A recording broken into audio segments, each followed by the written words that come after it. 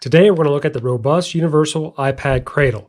You might notice that it comes in a big old bag of parts like you see here, and it doesn't have any instructions. So we're going to show you how to put this thing together. If you take all the parts out of the bag and lay them out, this is what you'll find. You'll have a back piece, 4 large arms, 4 small arms, and 2 medium arms. There's some bolts and also some plugs that go along with this cradle.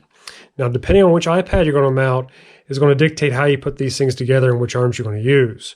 I'm going to start by showing you how to use or set this up for a larger iPad to hold it. This is a iPad 2017 edition, so it's a 9.7 inch, one of the larger iPads out there.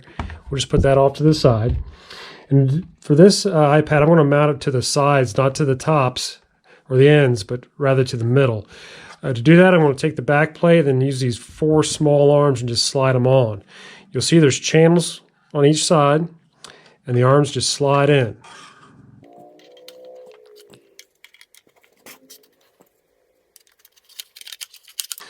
Once you have it all together, insert your iPad, push down, and the spring in the back piece keeps the friction on the iPad and hold it in there. You notice this iPad also has a big case on it. That's one of the neat things about the robust universal mounts is no matter if you have a case or not, they'll just always work. It also works for other sizes of iPads. So this is a larger iPad, 9.7 inch. I also have a mini here that I could use with the same setup. But you see if I put it in there right now, it's really tight to get in.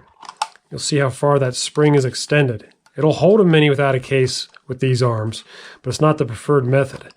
I like to take the 2 arms off one side, the small arms, and replace those with the bigger arms.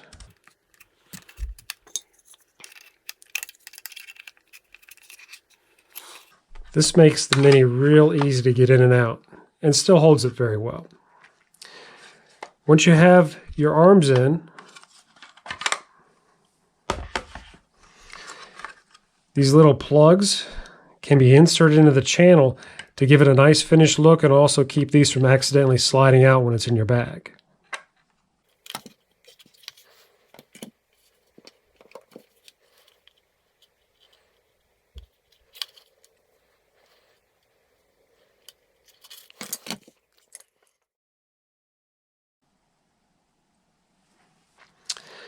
The next step of this process is attach a ball to the back of the cradle.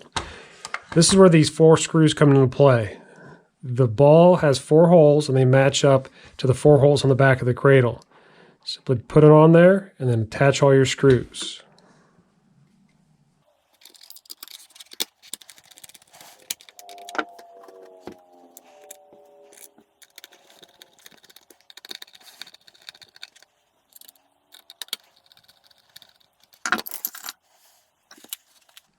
Now we can go ahead and assemble the rest of the mount. The ball simply goes inside the socket, and then you just tighten up the wing nut. Now you're ready to use your robust universal iPad yoke mount.